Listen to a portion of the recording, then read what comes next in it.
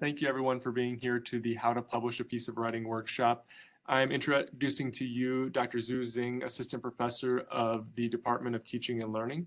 I'd like to now hand it over to Dr. Xing to add anything that I didn't say about the qualifications and about the presentation. Thank you so much for being here, everyone, including and especially Dr. Xing. Yes, thank you, Dustin.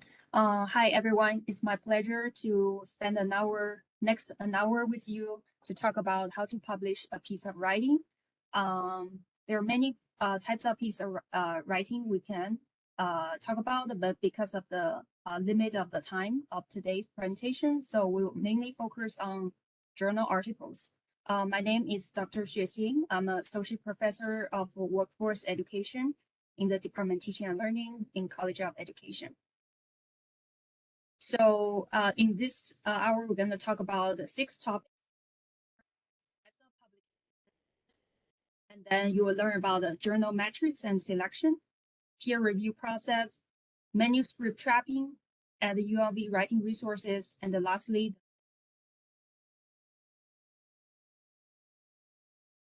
so as I said, there are so many types of publications. There are peer-reviewed journal articles, and there are editor-reviewed publications. So those could include journal articles that are editor-reviewed instead of peer-reviewed, or books and book chapters. And there are also government and institutional reports, book reviews, dissertations, press release. Different types of publications host different type of quality and rigor. Those usually indicated by the peer review process, and later we'll talk more about it. And the other qualities of the journal can be indicated by the journal metrics. This is what we're talking about next. So there are so many ways to measure the quality of the journal and the rigor of the pieces that are published in that audit. Here I introduce you to 5 common metrics to measure the journal qualities. The first one is impact factor. I don't know if any of you have heard about this. Impact factor sometimes is shortened as IF. It's usually published, or you can get this information from the journal website, or you can search it from the Journal Citations Report, which is a third-party resource to look into the different matrices of the journals. Another one is journal quartile. This is usually is reference or find from the CIMAGO journal rank, and then next one is the H index. H index, there are so many different types of H index, but mainly is that indicates the H numbers of articles that have been cited at least H times each. So variations could be H5 index. That means H numbers of articles being cited at least H times each in the last 5 years. The H10 index will be in the last 10 years, right? So those are the matrices that measure like how popular your articles being cited among your peers and the colleagues. Another one is acceptance rate. You can get this information usually from the CAPEL's database or from the journal editors. Usually they will publish like what is the acceptance rate of the journal. Different journals have different formula to calculate acceptance rate, but mainly the concept is how many articles being accepted among all those being submitted. Lastly is a rank within the discipline. So for example, for some small disciplines, they may be not so many journals, right? Then you would get a clear sense of like which journal ranks higher and which journal rank lower.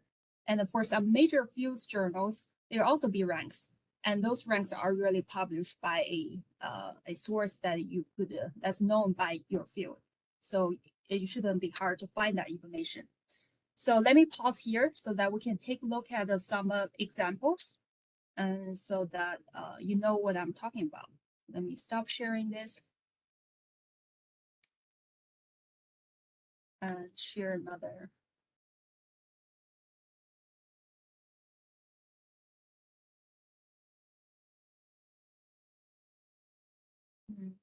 Maybe share my screen. Oh,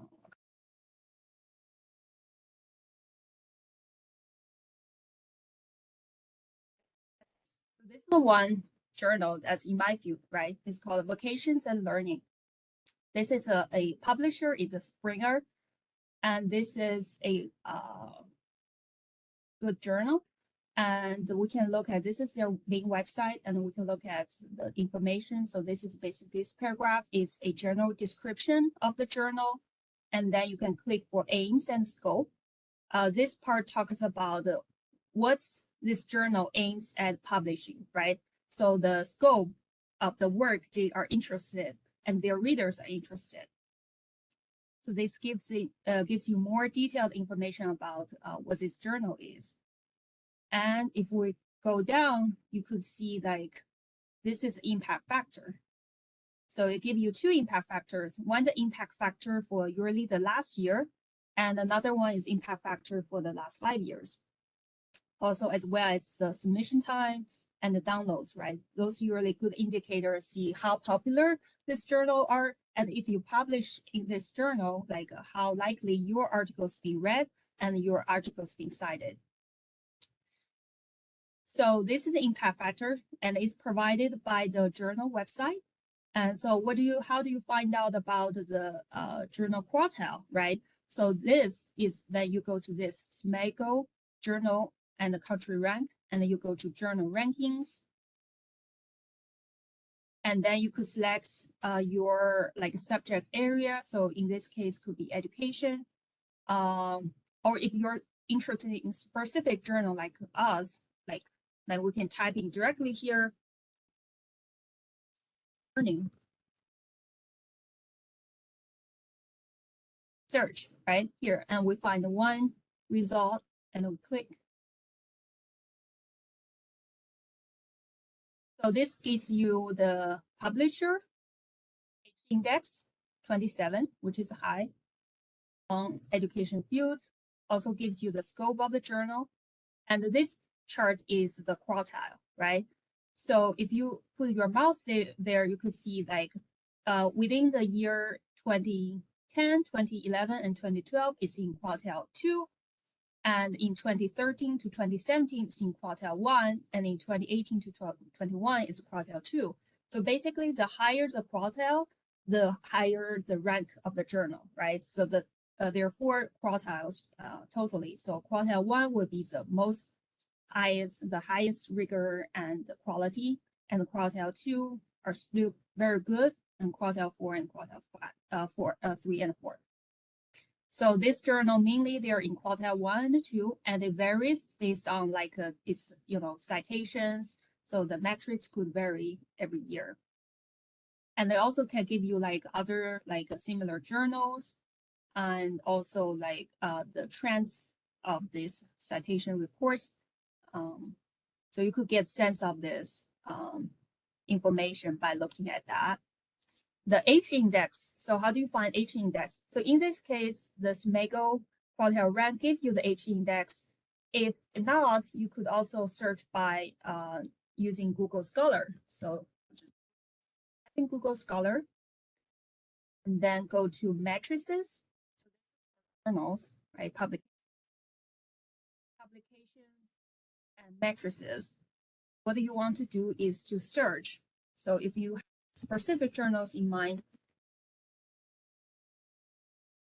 you find it here. So it gives you the H index, H5 index is 23, median is 37. So that you can all document this information in your when you consider submitting to them. Doesn't give you an acceptance rate, but you could definitely go to the editor. In this case, you can have a very good sense about how which rank this journal is located at, and then document that information, and then that will be used for you to select a journal to publish.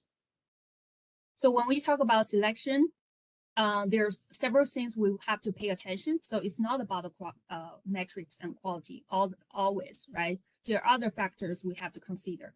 The first and foremost is the aims and scope, which talks about the what type of work this journal is accepting, right? So we kind of give you an example of the vacations learning, and you read about it, and it's about vacations and how it affects learning and how it's impacted the school system, school-based vacation education, right? So that's their aim and goal. And you could also get a sense that some of journals, they are facing practitioners, and some journals, they are facing pure academics, right? So the audiences are different, then the way how you write your articles must be different. So when you consider like your piece of writing to where to publish it, then those are very, very important factors to consider. Is to looking at the aim and scope. Even if like you have a very well written piece of work, but if you submit to a wrong journal, then you could still get rejected because it just not be a very good fit. And also you want to pay attention to the instruction for authors, right? So instruction for authors, if we go back to the example we look at, vacations and learning, and then on the right-hand side, they have the submission guidelines. Then you want to make sure like you read everything here carefully before you submit, right? For example, some of the articles here, they will be open access. And then there's always a article processing fee associated with open access journals, right? And you have to consider that, is this, what do you want, right? Do you want higher access to the public so that you can get higher citation and more reads, or but also paying a fee for that, right? So you have to consider that. There are also journals that would require, for example, to publish the data set you work with, right? So will you be able to do that, right? So those are the factors you have to consider before even submit to the journal. The next thing is a review timeline. Like how long does it take for this journal to return the review to you? As I said, we're talking about peer review journal articles, so that they have to go through the peer review process. And the review process can vary from journal to journal. Some journal take 4 months, some journal take 1 month, some journal even takes 6 months or longer, right? So you have to consider like how much time do you have to, to wait for this journal or this piece to be published. And you have to consider other factors, right, in this case, and then make a decision here. Usually, I would say a normal process for review time range from 4 to 6 months, which is very normal in many of the journals we have. Of course, this timeline really different by discipline. So in social science and education, it's usually about 4 to 6 months. Another thing is a publication cycle. So that means like how many issues that this journal publish every year. And this also gives you a sense of how quick the journal published. So we get back to this example, vocations learning, and let's try to find out like how many times it published. So we go back to journal home. It gives a timeline. It says 22 days from submission to first decision. That sounds really, really quick. And also let's find out like how many issues they have. So it didn't say it directly here, but we can look into their volumes and issues to find out. So if you go to volumes and issues, so you can look at the past volume. So volume usually is by year, and issue is how many times it published in that year. So we're still in 2022, so we don't know for sure, but we can look at 2021 and 2020. So in 2021, they have 3 issues. So that means they published 3 times within that year. And the 2020, 3 issues. So we get a sense that this journal published 3 times a year, and in April, July, and October, right? So some journals only publish once a year, right? Some journal publish twice a year. Some journal maybe publish every month, right? So the quicker they publish, the higher the possibility that your article is being submitted will be reviewed, and once it's been accepted, it will get into print really quick, right? Because it published, like say, if a journal published once a month, then if you didn't get in this month, then you probably will get in next month. So that means like your journal will be in print soon, right? So those are the factors you need to consider when you select the journal. So after considering all this information, then it's a time to make a informed decision about what do you do, which journal do you submit, right? So in this case, I'm gonna introduce a strategy I use. I call it target journal strategy. So what I do is I will have two databases created. One is a master database I created for journals. So I can give you a example of what this looks like. So this is a master database, meaning that I'm interested in creating a database that consists of major journals in my field that I'm most likely to be interested in publishing there, right? So what I'm do is I create this Excel so that I have the journal name, I have the description written for each journal, and I have the aim, the scope listed. I have the editor's name, their contact information, the journal website, and also the information we just talked about, those factors we are considering, like a turnaround time, like how many times you publish a year, like what is their decision days, right? And what are their general requirements? So you can find these requirements under the instruction for authors or submission guidelines. What is the APC? Is article processing charges for open access journal, right? And if their processing charge is like $3,000, I probably wouldn't want to consider submitting if I don't have funding for that. Impact factors, and then H-index, acceptance rate, quartile, and other metrics, journal metrics you're interested in. So this is a master database. So which you're gonna start building since you're in the field and you're interested in publishing. So this is for all the topics. Another one is the specific journal submission one. So I'm gonna, let me see. So for that, I kind of use this as a idea for you to get an idea of what I'm saying. So my strategies is I always gonna select 3 journals for my project, right? My project is my paper. So in this case, like I have this CT graduate programs in the US. This is my research paper. And then what I'm going to do is I'm going to select 3 journals, and each journal will be, the idea behind it is the journal 1 will be your top choice. But it also means that you need to jump a little bit to reach it. So it's kind of little beyond your comfort zone, but not too much. The journal 2 is a journal that in your comfort zone, and you are very much confident that you will you can publish there. And the journal 3 is that in case the first 2 journals fail you, and this is the bottom line, and you can still get your piece published, right? So you can see that journal 1 is definitely higher rank, and journal 2 is your within your current rank, and journal 3 is your the bottom line rank, right?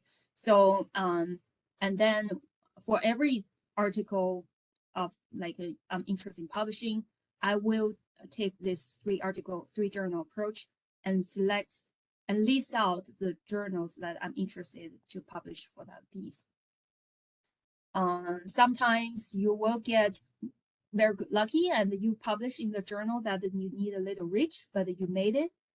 That's very congratulations. And if not, like you feel most comfortable in publishing in journal 2, and most likely it will just stop there, right? And but if not, I believe every article have a place. So it really depends on like how you find it and where you find it. But I'm confident like every piece can find its home. So that journal 3 will be that place. But I think it's good to have a sense of what kind of journals you want to submit before you start submitting. to specific journals. So that gives you a strategy to navigate the process. Okay. Any questions so far from the audience? We did have one question, Dr. Zing. This person asked, is there a website or source that helps explain some of these elements for journals, such as what's a good H index or what is a rigorous acceptance rate, etc.? Yeah, that's a very good question. So it really varies by the field. So it's you need to consult with your colleagues and professor about this information. So it's really hard for me to give you a really universal answer. Yeah. So consult with your colleagues and professor about that. And you could, once like you do a little more research, I showed you, and like this piece, this example here, what you do is you want to write down those journals and then put your ranking, and then you will start to get a sense that, okay, which impact factor, the range, right, you're interested in, and you could look at other articles that your colleagues are publishing at, see where that piece is located.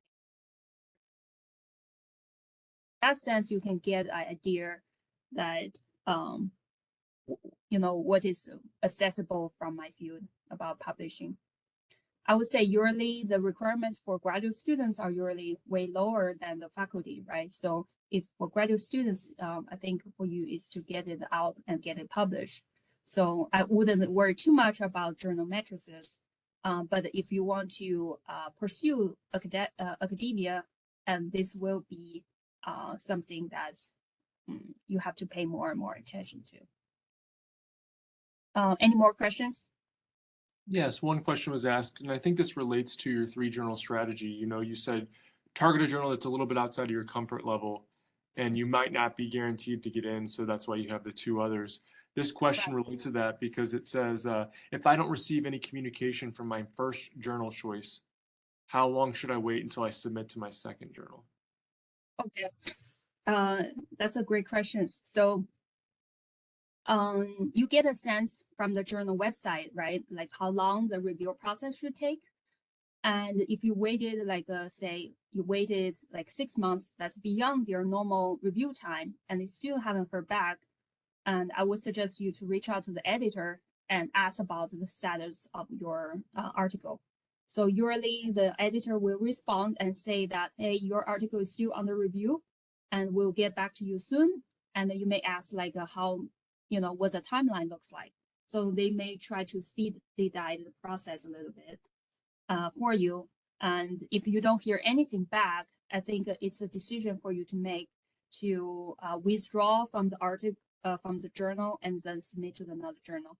Because usually you couldn't submit your one piece of work to multiple journals at one time. So you have to withdraw from the first one and then submit to the next one. So that's a decision to make. So usually, most of the time, our journals have have the manuscript tracking portal, right? You could log into the publisher's journal tracking portal and see where your articles at what phase they are, and then you could get a sense. But as I said, if it exceeds the normal timeline, then it's definitely a time to contact the editor's office, and then usually they will respond to you, and you have to make that decision based on their response. Thank you so much for that answer. I think that I'm really happy that you brought up that ethical consideration about only submitting to one journal at a time, because before I started becoming involved in trying to publish research, I didn't know that you actually typically affirm in writing or in the portal that you mentioned, the online portal, that you're not going to submit anywhere else while it's under consideration at one journal. Yes, yeah, because it is an ethical issue, and the peer review process is completely is a voluntary process, and it is a a process you to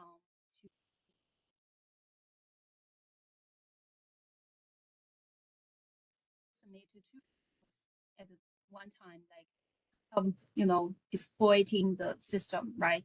So initially submitted. Okay, so let's talk about peer review process. So the picture I have here is like it looks like they're working together, right? But in reality, when you have the peer review process in for article review, you don't know who the persons are or review for you. So that's usually called is double blind peer review process. That means that you don't know the reviewers and the reviewers don't know the authors. In this way, the quality is ensured that they are honest and provide constructive feedback to how to improve your writing. So we have to consider peer review process from two perspectives. One is from the author's perspective. When you receive the peer review process, how do you handle it? Sometimes when you are a new writer, or you don't have many experience and you just start writing and want to publish, and I would say like maybe the first few times when you write to a journal, the peer reviews or peer comments you receive will be a lot and can be overwhelming. So when dealing with that, then you have to always be remembered that those colleagues, they don't know who you are, so it's not personal, and look into the constructive feedback they provide to you. And then one strategy I have here is to use tables to illustrate changes you're gonna make and the justifications if you don't want to adopt their decision, right, or their suggestions. So I'm gonna give you another example. So let me stop. Let me do this. And then, so I'm gonna share an example of my personal experience, right? So here is a example I had. And what I do is use this table to illustrate feedback. So basically what I do is I have all the editors and the reviewers' comments on the left, on the first column. I just basically copy and paste so that I make sure that I don't miss any words they were saying or try to, manipulate the process or anyway. I just copy and paste everything they said that provided to me on the first column. And then I have my comments on the second column and saying like how I'm gonna address it. And the last column is where they're gonna see my revisions in the new version of the manuscript, right? So most of the cases, you will see that I have short responses, basically, thank you, you're right, right? And I'm gonna fix it. So that's pretty much, and then it doesn't say here in this table, but it gonna shows a lot of revisions in the manuscript itself for their comments they make. There are other situations like, I don't have in this case, but there are other situations like, for example, a reviewer mentioned something, but because they missed the part like where I mentioned that information, right? So in this case, I may evaluate the situation, say that why did it miss that information? Is it because I didn't organize my content well enough to make sure there's a clear flow of the messages I want to deliver, or is it because of just simply overlook or any other things, right? Should I adjust it? Just bring it forward, mention it the first time when it was introduced, or mention it to where the reviewers said like that information needs to be mentioned, adjust the the order of the content, or or if I decide like look, I do have this information and I believe like my order of the presentation is logical, and I wouldn't consider making that change. So I probably, in this column, the second column, I probably write a lot of narrative explaining why I'm not making that changes based on their recommendations, right? So in this case, it varies. Like sometimes you write a little in the table. That means that you do a lot of changes in the manuscript. Sometimes you write a lot of the narratives in this table. that actually means you didn't make any change, right, in the manuscript. So, but anyway, so I think providing this table, it provides a clear, illustration about what changes you adopt, what changes you didn't adopt, and where they're gonna see those changes made, and how did you address to the reviewers' comments. So make their work easier. So I think eventually they're gonna return the favor to you and say, hey, look, the authors really did a great job explaining what they have changed and provide enough rationale for like the other things for their decisions. So I believe that their article is ready for publication, right? So that's a very good sign. So in this phase, you want to do a reviewers a favor by providing a clear, cover letter or like something like this in nature, so that they know like you really pay attention to their feedback and you really try to address everything they have mentioned, right? So this is the from the author's perspective, but from the reviewer perspective, right? So if you are in academia or you're in graduate school, I would highly suggest you to sign up for those journals to be a reviewer, right? And when you are reviewing journals, I think it's a great way to learn about what this field is doing, right? What other colleagues are writing about, what they're studying in. So those will be great to learn about the field and also to see how their articles are written, right? And you will learn about it. And when you do that, when you provide feedback to the authors who you don't know, right? You want your comments to be constructive and clear. So thinking about like, you don't know the person don't know you. There's no more ways for you to communicate with each other. So you want to make sure that you read the article this way, and you want to let the authors know that this is the way you read it, and these are the things you didn't get it. These are the confusions you have. These are the things that you think would improve, right? Always be constructive. So give specific like suggestions about how they can improve. So the whole idea about peer review process is not criticize, but to provide constructive feedback. The goal is to really improve the quality of the work, right? So always think like that way. So you can now understand this process better from two perspectives. And then, and I think when you write, then that will help you to get a better sense of like, emotionally, accept like, hey, I get a lot of feedback from the reviewers. Where do I start, right? How do I address it? Just go one by one, yeah, and take it slow. Don't rush about it. Sometimes you want to jump out of the box a little bit and just put it aside. And once you return, just calm down and consider like where they're coming from. Why they give me this suggestion? I try to address it, right? It's always to solve the problem, to make it better, and that's all. That's the whole purpose. After that, I think we just talked about the manuscript tracking system a little bit. So personally, I like to track things because when you have multiple manuscripts going, then it's good to know like where they are at what phases. So usually you can track for two purposes. One is your writing progress, one is your submission progress, right? So I think audience asked a question about the submission and writing. So I started with writing. So the writing process, I use this kind of Excel to track. So basically is the same, it's a quality program, CTE program study.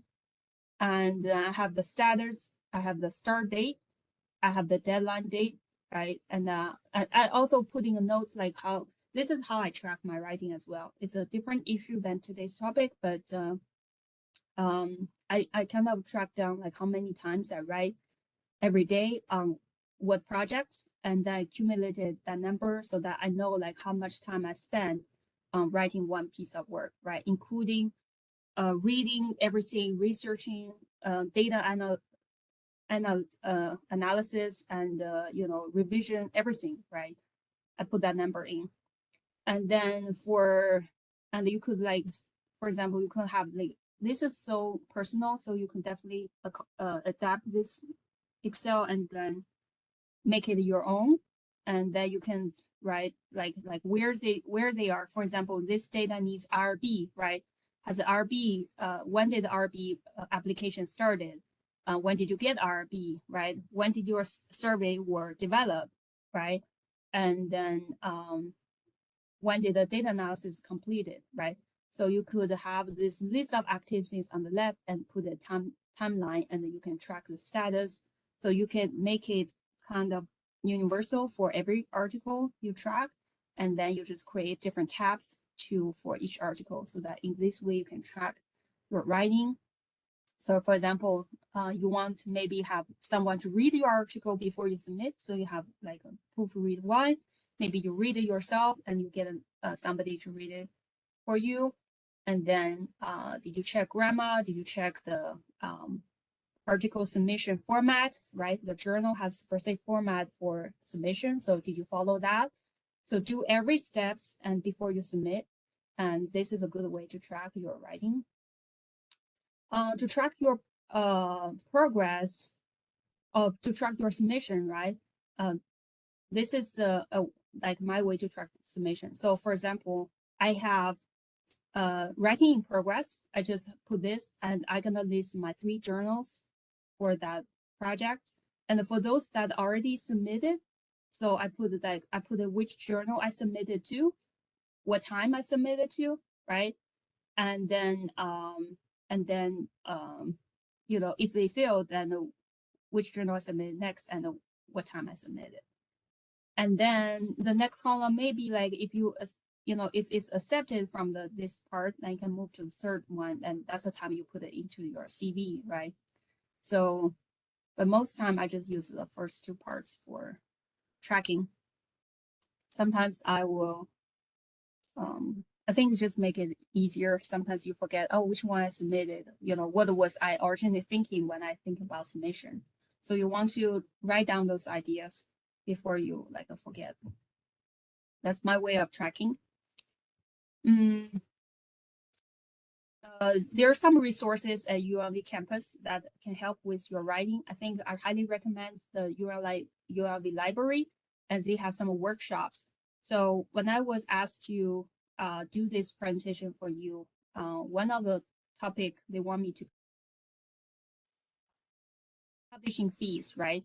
I didn't in this presentation because I know ULV has actually have one presentation is about that topic specifically.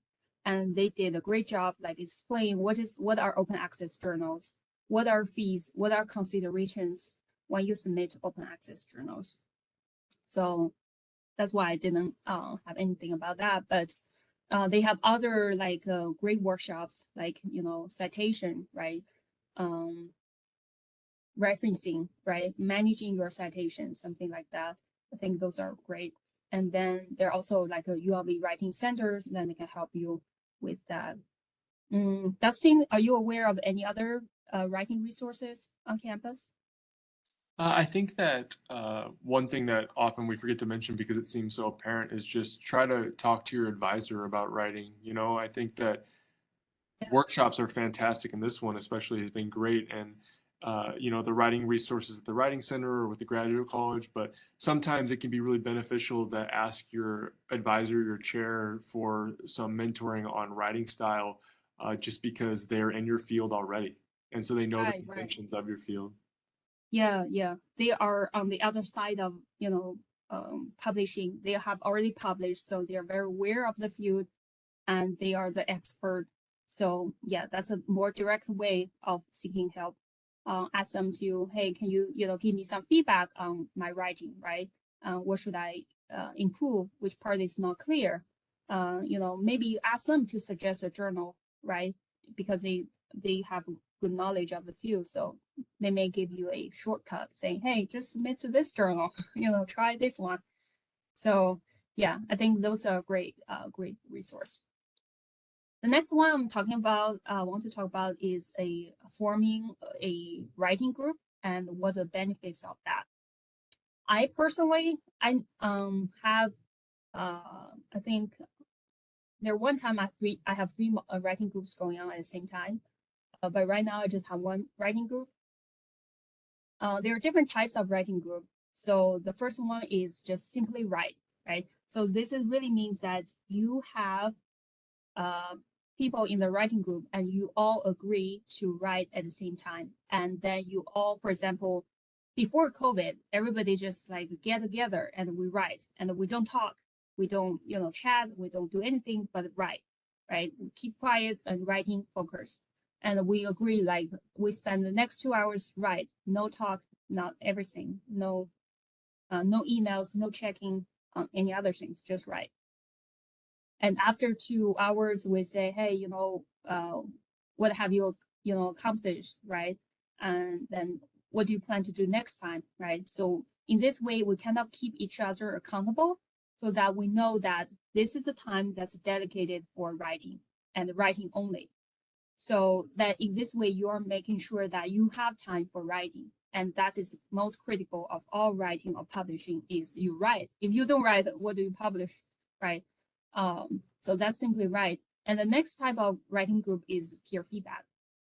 So sometimes you are not sure, like, hey, do I write well? Or does what I write making sense? In this case, you won't have a peer feedback. Sometimes you want to say, hey, maybe let's, we're all writing and let's, help each other out. And, I have this one piece, like, can you read about it, right? And if you do that, I would ask too much because when you have too big a task, then your peer will get overwhelmed. So I would be very specific saying that, can you read this one page and give me feedback on clarity and organization. I usually just add two things at one time, like in this case, like clarity and organization, right? And then they can and only give them one piece to read. And in this case, then they can read it and then say, hey, I don't think this part is making sense, right? When you introduce this concept, did you define it first, right? So you keep referring back to this, but I don't understand what does this mean. Especially, it's good to have someone that's I would say it's good to have an expert to read it. It's also good to have a completely non-expert to read it, right? Because it can give you different feedback. The experts give you feedback in the sense that they know the field and they know what you're talking about. But probably the way you present it needs some improvement, right? So they can give you feedback. But then the benefits of having a non-expert to read it is they can give you something that's probably surprising to you, right? They could say, you keep using this jargon, right? I have no idea what this jargon means. Can what does this mean? Can you define it first, right? So that tells you that, hey, I forgot to, like I also assume like my readers know the field, but I shouldn't. So in this case, I know like I should make my writing more, friendly to everybody. So I need to explain my jargons, right? Or they would say, it sounds like you present a great idea, but like they can give you some feedback, like that's kind of outside your field, and they'll give you a different perspective. So that's really interesting. So you want to, if you have that kind of resources, I would definitely suggest that you reach out to both types of peers to have feedback, and always return your favor when they ask for your feedback, right? So that's how this is gonna keep sustain and keep working. Feedback. And as I said, like you could ask for clarity. You could ask for how can I better organize it. You can ask for like for them to check the references and the citations, right? You can ask them to check for anything that you want them to do. But just make sure that you don't ask too much. Like you ask everything for them to do. Like that's too much. So just ask one or two things at a time, and then so it's manageable for them. And the last type of writing group are mixed. So simply it has the writing time as well as the feedback time. So it can occur at different occasions, right? So like maybe like this week we are focusing on just writing, and next week and we're gonna critique like what did you write last week, right? So we can have different types of writing groups that serve different type of purpose. The ones I have experienced are the first two, and they're in different occasions. But most of the time, the ones I have is the first one. It's just to lock, lock the time, that period of time for writing, and that is so critical to get writing done. Okay, I think that's end of my sharing. I want to open up to the audience and see if you have any questions. Thank you so much. We had another question come through since the last time we took questions, and that question for you is, well, it starts out saying the tracking form that you created in tracking your writing and research hours is genius. Is it just for your own personal use, or does it factor in for another purpose? It's for personal use. Yeah. Yeah, I think I got that idea from a workshop I attended a few years ago, and I found that, hey, this is a great idea, and I start to accommodate, what they're presenting, so and into mine. So I think what you do here is you also want to get the idea. But once you have this idea that you want to create something of your own that is making sense to you, and then tracking. I also understand not everybody is into tracking, so it's really up to you. But I think for the whole process of this writing and publishing, I think write more is more important than tracking, of course, right? Right, yeah, you need to write more to have enough to track or not to track. But anyway, you always have time to write. So you're saying don't get lost in the spreadsheet and get so focused on tracking that you don't write as a form of procrastination. Yes, because then you will miss the point. Yeah. I'm while we wait for more questions to come into the chat, I wanted to ask you one I thought of, and I first want to say I'm sorry I introduced you as an assistant professor, but you were recently promoted because you worked so hard. Professor, I promoted. Yeah, July 1st. I'm sorry for saying that wrong, but yes, you're associate professor. And when you were preparing to go up for the review process and you were pursuing journals, how did you go about choosing the tiers of journals you wanted? Did you look at your field? Did you look at what your colleagues were targeting? And do you think that differed because you were at an R1 university versus if you were somewhere else?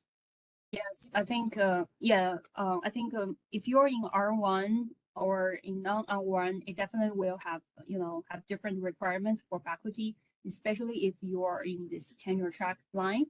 And so you want to make sure that you have both quality and quantity of the articles in your CV, right? Yeah, thank you for the audience, from the audience. So so you have to have a balance of that. Sometimes you want to there are requirements for both the quality and the quantity. For example, like R1, you only require faculty to publish at least two pieces every year, right? Each piece, so it can be book reviews. So it has to be at least book chapters or peer-reviewed journal articles, publications like this type. So has a more rigor, and at least two publications every year. So that's a quantity. And the quality, like you have to have, journals that's in the high rank, right? The CIMAGO journal rank, right? The higher journal ranks, or higher citation, or at least high in your field, right? Ranked high in your field. So you have to have a balance. So sometimes maybe when you first start, you want to, you don't know too much about the field. I think that's a good time to talk with your advisor, right? About, where should I start? What are your recommendations? Like maybe just even ask them, like if, I'm aiming at two different journals, like at different tiers for this publication, what are your suggestions, right? And then get a starting point, and then see, and just do it, and get a reviewer feedback and see how you can manage it. So when I was a first year assistant professor, I got my first article I submitted actually was rejected from the first journal I submitted. They were saying my research design is too simple, I guess, because I just use a regression. So they are more preferring kind of causal research, right? instead of this association or relationship type of research. So I get that idea, and I submit to a different journal, and then it got reviewed. And still, it went through 2 rounds of a major revision before it was accepted. So I think that's a pretty normal for new writers, right? Maybe the review process can get long if you have like especially each round takes like 4 to 6 months, then you have 2 rounds of major revision. That's like already 1 year out, right? And then after doing all this revision, then you're get close to get accepted. So you have to basically plan out your timeline for your publication. So you want to have pieces at the different stages of the publishing, right? So you have some articles, they are already in print, right? They are accepted soon to be in print.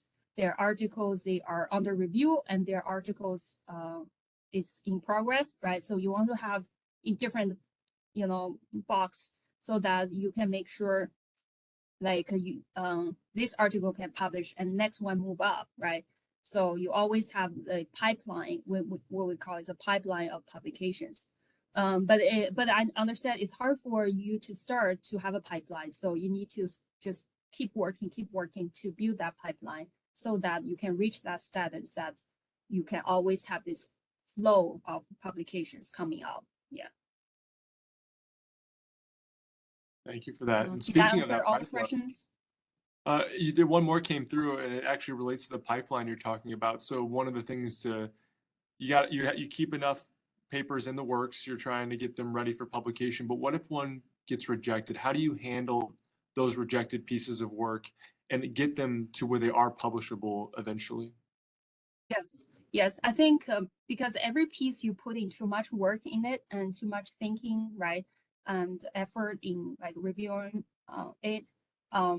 Of course, we can talk about rejection from the beginning when you design it, right? I think the more experience you have in publishing, the more experience you have in doing research, you will have a better idea of what kind of research before you even write, what kind of topics and research designs that are highly likely to get accepted, right? You will get a sense of that. But when you are not there yet, you probably don't have that clear sense. So how do you handle rejected work? I still believe, like I said, there's always a place for for your piece of work. So if you tried peer review articles for academia, right, academic audiences, and didn't work, think about how you can make some changes and to publish in some practitioner journals.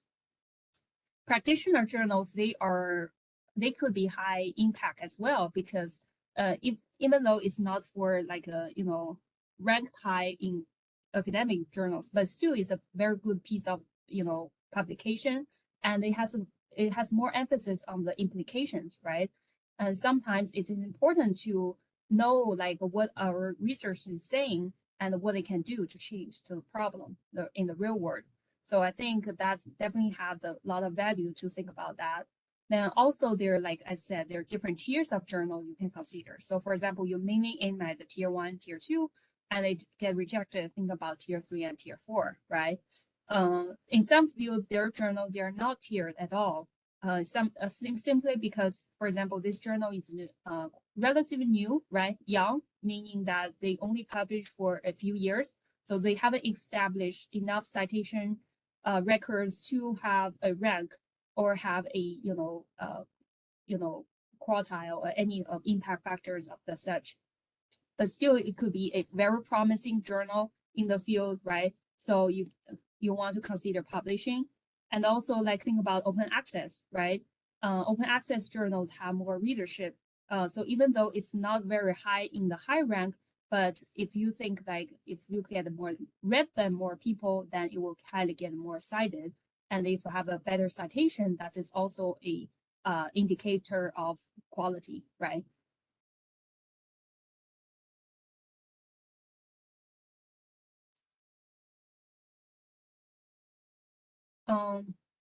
If you get your work published, how much % you are allowed it to use from that in another paper. What does this mean? So Yeah, Cecilia, do you mean like can you make multiple papers from one study, or do you mean actually use the text itself from one paper and another? Yeah, like if you write a paper and you get it published, so you are writing another paper, or you are going to use part of it on your, um, let's say, comps or your proposal, and you cannot use the whole whatever you wrote and was published. You just allowed to use a certain percentual of it, right? I believe. It shows like you plagiarizing yourself when you go. Right. Yeah. Right. I think I understand your question. So yeah, so here you definitely do not want to plagiarize yourself, right?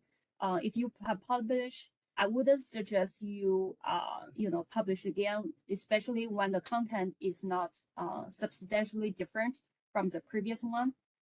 But think about this way. So the knowledge and the effort you spent writing that project, right? The research, the articles, the literature review you have done, those are in your mind. So there are different ways you can use it, right?